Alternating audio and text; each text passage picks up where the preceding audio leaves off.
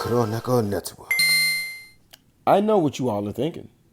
This video has been delayed more than a Nintendo game during the GameCube era. But there's a reason. Because at one point, I didn't really know exactly how I felt about the LovePatrina series.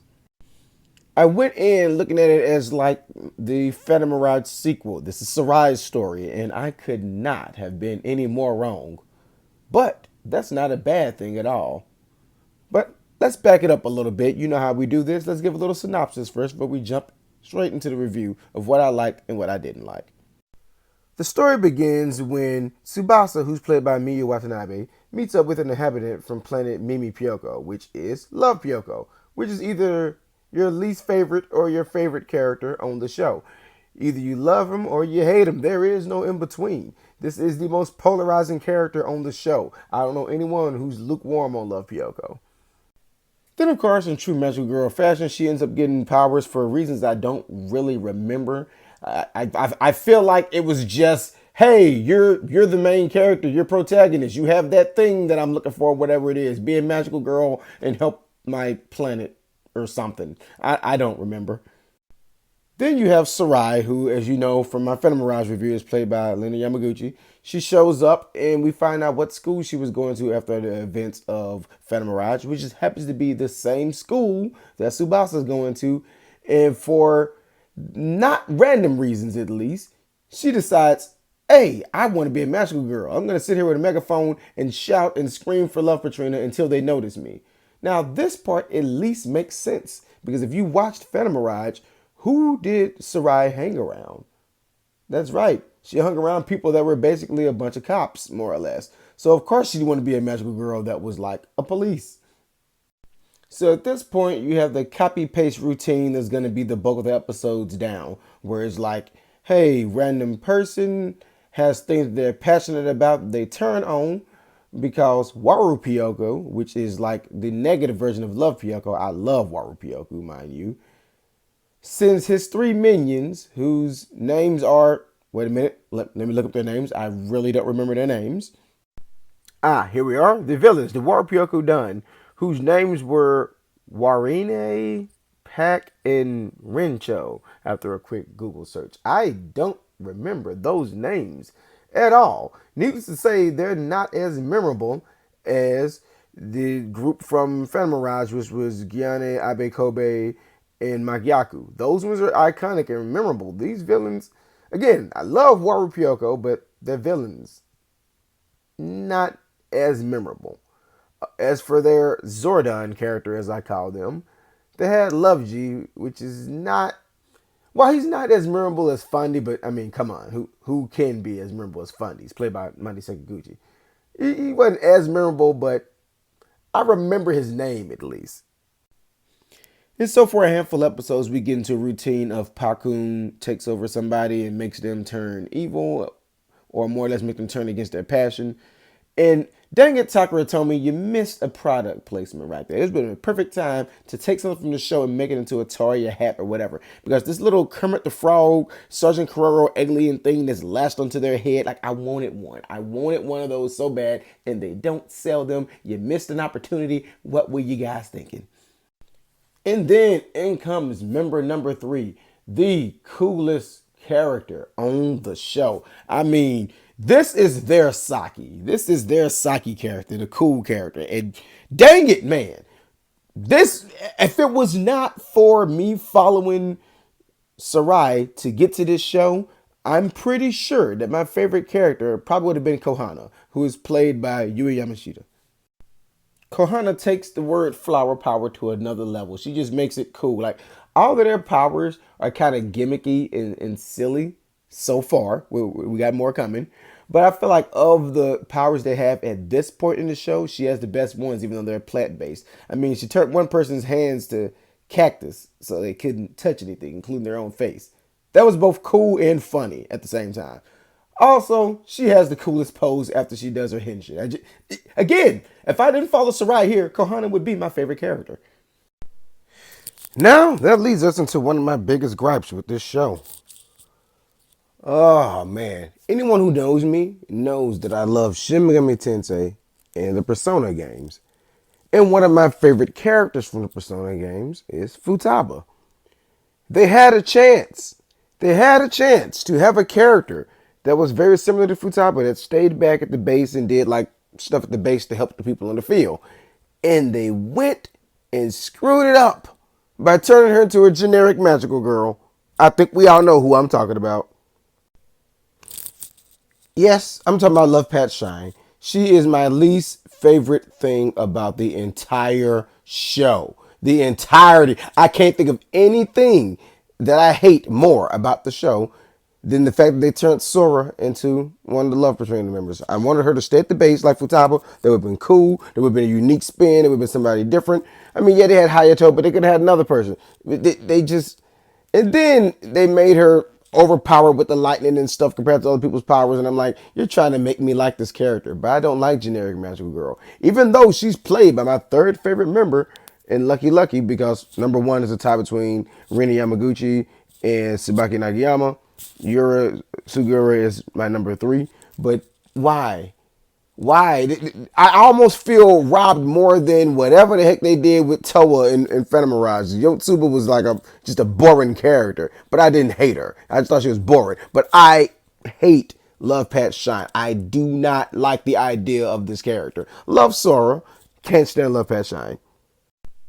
Okay, if you saw the Phantom Mirage review, you know we talked about the story, the setup, and all of that. Yeah, forget all of that. This is LovePatrina, and it's the story is nonsensical. Like, you're not watching this show for the story. You just aren't.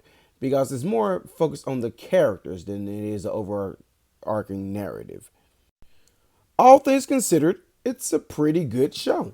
I did enjoy my time with it. And since it's so character focused, I got to see more of Sarai, even though it's not... Sarai did not turn out the way that I hoped she would. It's like, she is probably forever my favorite character in the entire Girls Heroine series, but she's by no stretch of the imagination my favorite hero in the series. Like, I've watched it twice while making this review. Well, once before the review and again while making the review. And I still can't give you a synopsis of like a story breakdown like I did with Phantom Mirage, because again, the show is so wacky and random and just downright goofy, like embarrassingly goofy at some points. Like, why was there power-up pink bunny outfits? What? How do you go from police officer to I'm a bunny now? What? Who thought of that?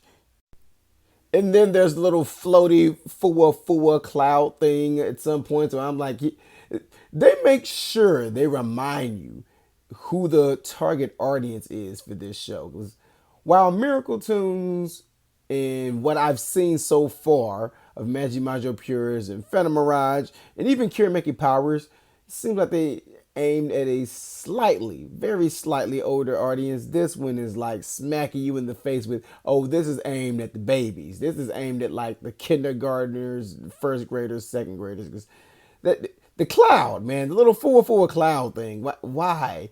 Like, it took everything to not cringe sometimes when that popped up and someone would walk in like, what are you watching? And I'm like, I can't explain this. Look at this cloud. This happened on a lot of episodes. What were they thinking? Like, there's no sense of like intensity or trouble. Granted, it's probably because until Kirameki Powers existed, the LovePatrina team was probably the most brokenly powerful. Probably. Again, I'm saying this without having seen all of Magi Majo Pures. But just the way their powers work, they're saying they're the most brokenly powerful. So there never really seemed to be a threat. Like, even the event that caused them to go to the Love Pyoko Arena, the bunny girl outfits. And I'm like, really? A magician had little handcuff things on them that looks like hands.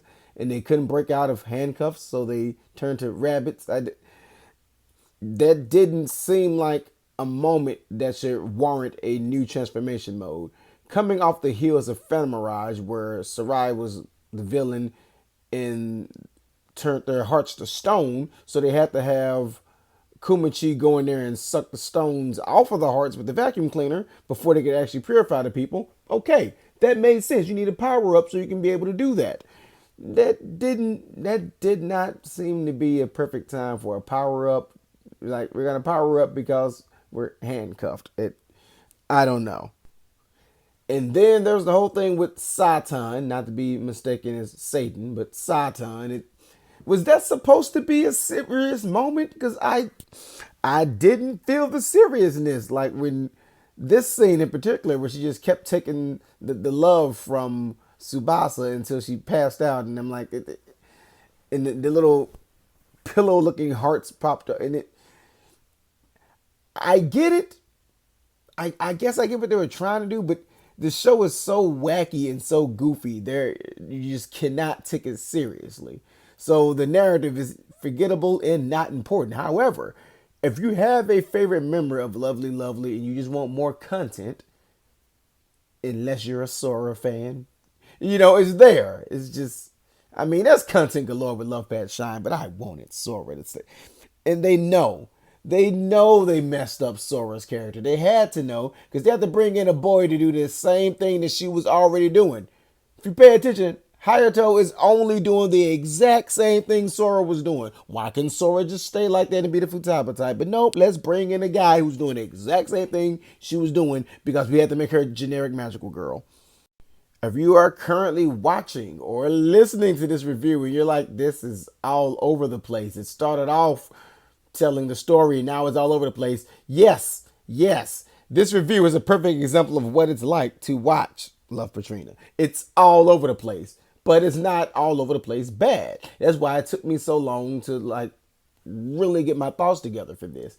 It's not a bad show. It's just all over the place, and I can't summarize it. I I can't do a 20-minute review. I can't do a 30-minute review. I don't even think with an hour I could summarize it. All I can say is you have to watch it. It is, as far as a character-driven show goes, a very good character-driven show. It's just the narrative is nonsensical, and they seem to have a certain motif. Like there's some episodes where it seems like they were just trolling Sarai, which I found that funny. I feel like she was just being trolled because she had some bad karma from her evil doll days. Like there's an episode where they were rolling a dice and all were trying to get a turn to play this game, and to the best of my knowledge, Sarai never got a turn. She's even holding a dice and praying for a turn and never got a turn. When they all get their power up, she got a curry power up and she hates curry, and it's even a scene where she's attacking Love Pyoko. Well, not attacking, but like shaking him, saying, "Why? Why am I the only one being trolled?" Like it's funny how much they troll Sarai in this. This is also a good show for crossovers. Like if you're a fan of like just Japanese media, if you watch shows like Oha, Sakura Inoue was in the episode, Inosaku, whatever they want to call her.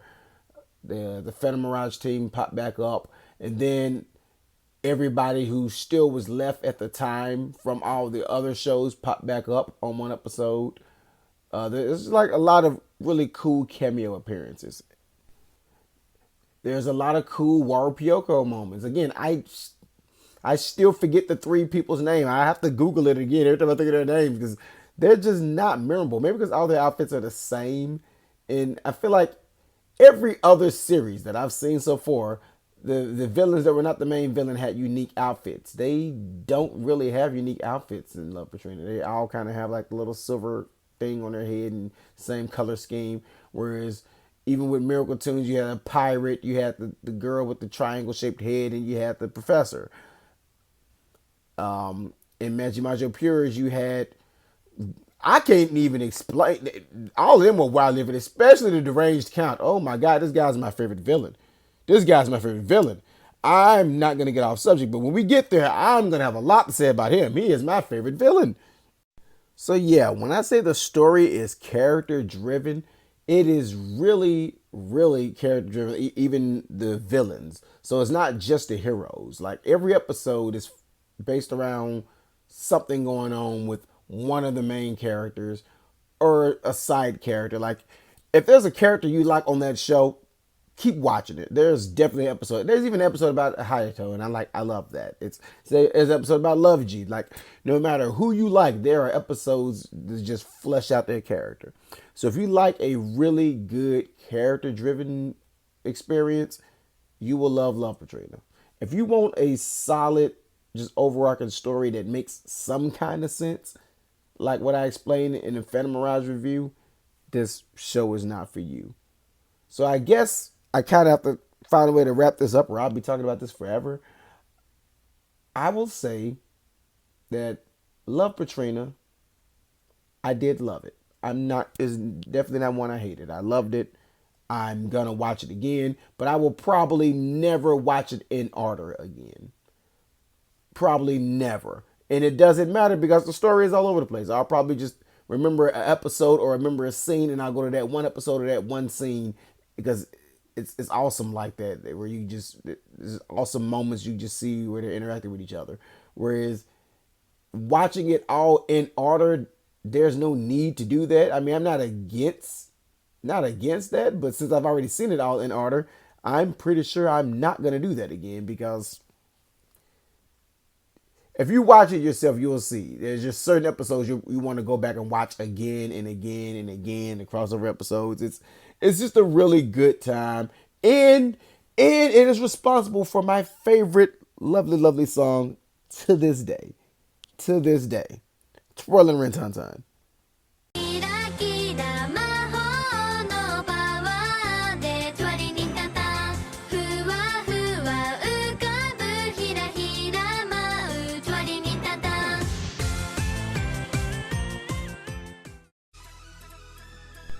So there you have it, the long-awaited LovePatrina review. A lot of time, effort, and thought went into this. I want to articulate my thoughts and convey them as good as I could, because I know there's still gonna be some questions. I know I'm probably gonna get flamed for the whole Lovepat Shine thing, but I really appreciate it if you enjoyed the video and you gave it a like, you shared it with somebody, or you just left a comment. Just please, after all the time and effort, don't let this video flop like a curry video. So until next time, this is Current Echo Near for the Current Echo Network saying be you, be true, be human. Catch you guys on the next one. WOTA Wednesday.